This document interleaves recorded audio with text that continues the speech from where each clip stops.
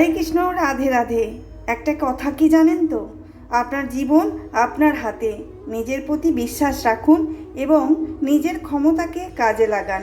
আপনি যা চান তা অর্জন করার সাহস আপনার আছে। সফলতার চূড়ান্ত নয়, ব্যর্থতা মারাত্মক নয়, এগিয়ে যাওয়ার সাহসটাই আসল। আজকের দিনটা হলো আপনার ভবিষ্যতের বীজ রোপণের শ্রেষ্ঠ সময়। স্বপ্ন দেখতে শেখো। স্বপ্ন না থাকলে সেই স্বপ্ন পূরণের চেষ্টা আসবে না।